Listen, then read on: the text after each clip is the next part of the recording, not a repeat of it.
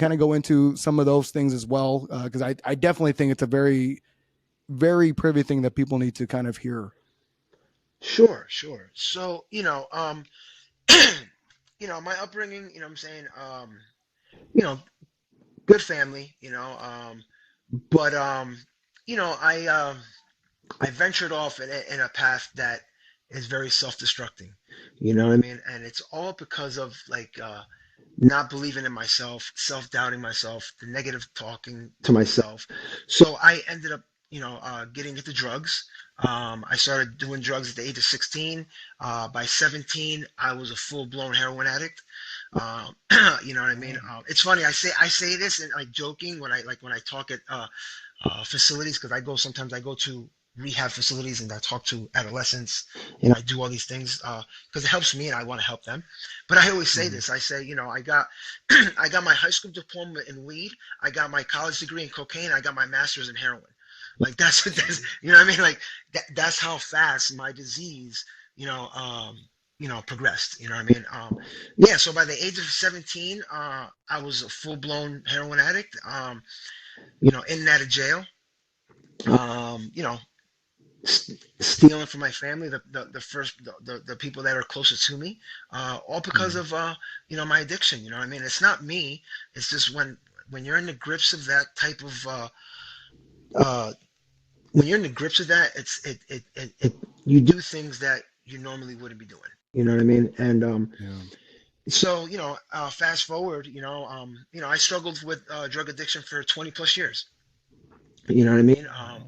So I've had some spurts of abstinence, let's call it, and but I always reverted right back to the using again, Hmm. and it took me down a really dark path, man. It really did. I ended up in prison. I did 5 years down prison. I came home. This was in 2004, selling drugs to maintain my habit. Um, and I don't say this for glorifying. It's just my story. You know what I mean? Hmm. And so, like I said, I ended up in prison, and I came home after 5 years. And you would think that, hey, my family thought like, oh, this is what's gonna wake him up. Um, and it didn't. It didn't. It didn't. Mm. Because like when I got out, I went right back to doing the same thing again, and I went back to prison again for 2 more years. You know what I mean? Um, and then eventually I found myself homeless. Found myself homeless on the streets, begging for money, finding a way to find food. Uh, I literally ate out of garbage cans. Literally ate out of Wow. garbage cans. Sleeping in broken down homes that are abandoned. You know, not showering. It just living really, really, really. I was a shell of a body. A shell of a human. Yeah. Um, and to the point of before I got clean, I got clean in 2016. But before that, right before that, all that happened, right before I made that decision, yeah, I try to take myself out. I try to take myself out, and it wasn't in my plan. Let's just say that. You know what I mean? Yeah. So I got clean in 2016, and I just started chasing the road to recovery, and just, you know, I learned a lot from myself. You know what I'm saying? I learned how Rudy ticks, and I worked on myself, right?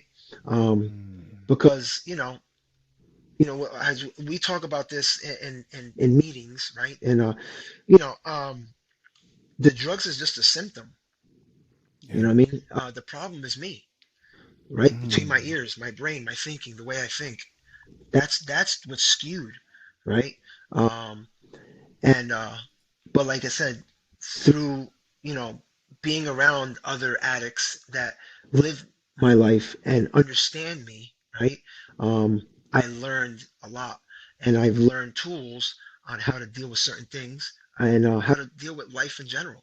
Uh, you know, it's crazy because like I say this all the time, like like if I'm sitting at the dinner table around my family, and like and I sit there say, oh man, I feel like getting high today. they're gonna look at me like I'm crazy. You know what I mean? Like, what are you talking about? You can't do that, right? But like if I sit there and I tell another addict and I say, hey man, I'm getting these feelings like I want to use, they understand. So Yeah. you know what I mean? Because they've been there.